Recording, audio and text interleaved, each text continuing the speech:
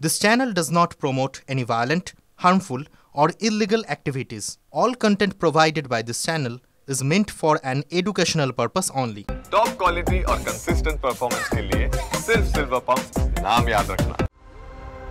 প্রতিরক্ষা সরঞ্জাম তৈরিতে আরও আত্মনির্ভর হয়ে উঠছে ভারতবর্ষ। যে অত্যাধুনিক যুদ্ধ বিমান এখনো পর্যন্ত মাত্র 3টি দেশের কাছে রয়েছে, তা তৈরিতে ভারত আরও এক ধাপ এগুলো। এবার ভারতের হাতে আসবে পঞ্চম প্রজন্মের যুদ্ধ বিমান এবং তা দেশেই তৈরি হবে। অ্যাডভান্সড মিডিয়াম কমব্যাট এয়ারক্রাফট তৈরি হবে শিল্প অংশীদারিত্বের মাধ্যমে। মঙ্গলবার প্রতিরক্ষা মন্ত্রী Rajnath Singh AMCA programme execution model অনুমোদন করেছেন। এই প্রোগ্রামে দেশের সরকারি এবং বেসরকারি সংস্থাগুলি যৌথ কিংবা এককভাবে অংশ নিতে পারবেন। স্বশাসিত সংস্থা এরোনটিক্যাল ডেভেলপমেন্ট এজেন্সি ভারতীয় সশস্ত্র বাহিনীর জন্য যুদ্ধ বিমান ডিজাইন এবং ডেভেলপ করে। তাদের স্বপ্নের প্রকল্প AMCA। সেই প্রকল্পে সরকারি এবং বেসরকারি সংস্থাগুলি এবার সমানভাবে অংশ নেওয়ার সুযোগ পাচ্ছে।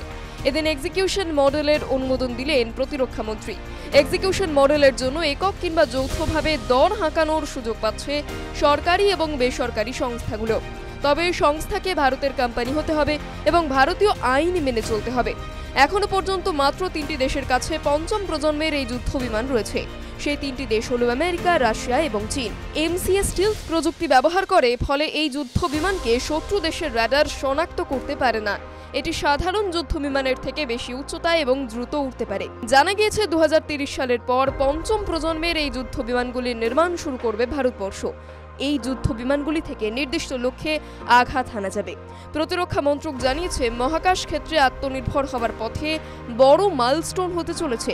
এই যুদ্ধ বিমান ভারতীয় সেনার হাতে আসার পর শত্রু দেশের সঙ্গে লড়াইয়ে ভারত এক কদম এগিয়ে থাকবে বলে বিশেষজ্ঞরা জানাচ্ছেন। TV9 Bangla digital.